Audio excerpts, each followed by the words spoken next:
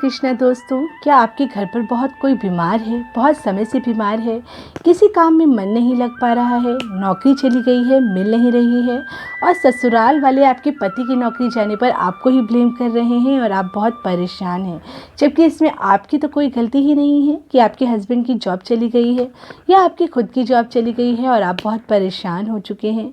संतान नहीं हो रही है, बहुत समय से ससुराल वाले आपको ताने दे रहे हैं, लेकिन आपकी तो कोई फॉल्ट नहीं है इसमें, लेकिन नहीं हो पा रहा है और नहीं हो रहा है इसलिए घर पर आपको बहुत ज़्यादा मेंटल टॉर्चर मिल रहा है, आप बहुत ज़्यादा परेशान हो रहे हैं। अगर ये सारी चीज़ें आपके संग हो रही हैं तो आपको एक आसान सा उपाय बताती हूँ मैं, हनुमान जी का उपाय। हनुमान जी चालीसा का किस तरह से आपको पाठ करना है कि आपकी हर इच्छा हनुमान जी स्वयं पूरी करेंगे।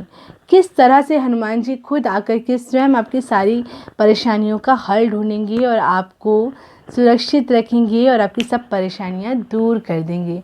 इतने समय से जो इंसान बीमारी में ग्रस्त था, बीमार था, वो बहुत जल्दी ठीक हो जाएगा। आपको नौकरी नहीं मिल रही थी तो नौकरी मिल जाएगी। आपके ससुराल वाले आपको बहुत ज़्यादा ताने देते हैं, बहुत तंग करते हैं, तो वो अब आपको तंग करना बंद कर देंगे। तो क्या करना है आपको, हनुमान चालीसा तो रोज़ ही करते हैं, सब लोग करते हैं, हमेशा करते हैं, लेकिन फिर भी हम बहुत समय से हनुमान चालीसा का पाठ करते हैं लेकिन हमें उसका फल नहीं मिल रहा है।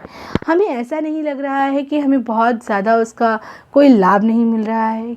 क्यों नहीं मिल रहा है ये बताती हूँ मैं आपको आज, और किस तरह से आपको 11 दिन तक हनुमान चालीसा का पाठ करना है और 11 दिन में किस तरह से आपकी इच्छा पूरी हो जाएगी हनुमान चालीसा के पाठ से।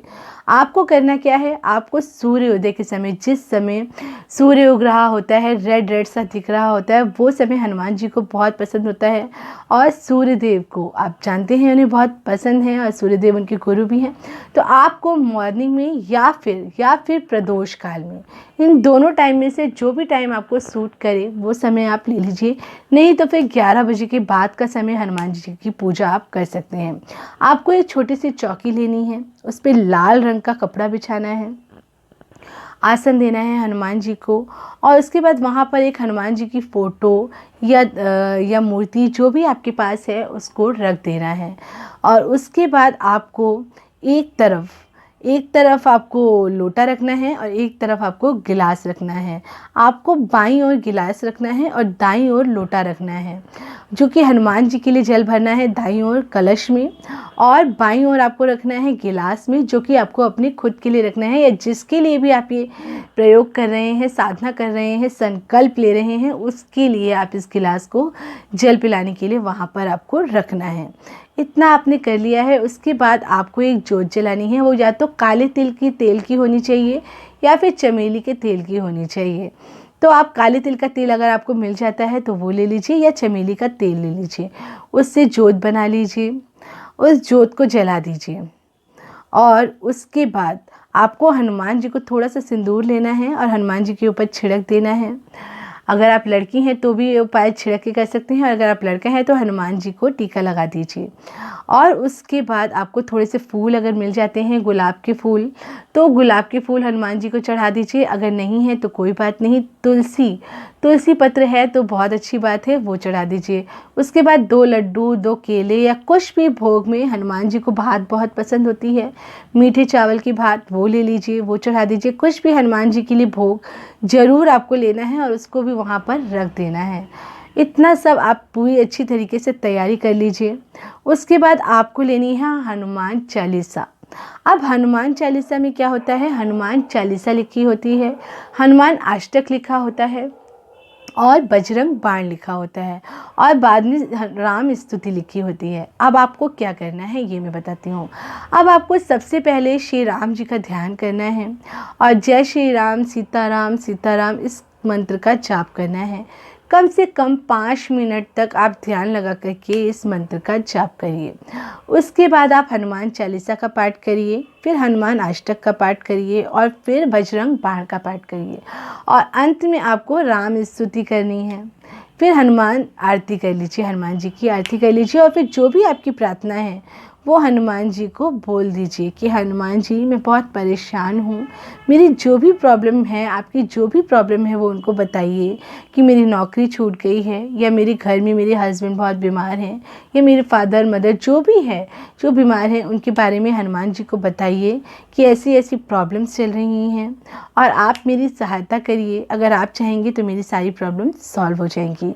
हनुमान जी को जो भी आप एक नॉर्मल जिस तरह से बताते हैं उसी तरीके से हनुमान जी को भी आप बिल्कुल उसी तरीके से, जैसे आप एक इंसान को अपनी प्रॉब्लम बताते हैं वैसे ही हनुमान जी को भी अपनी प्रॉब्लम बता दीजिए।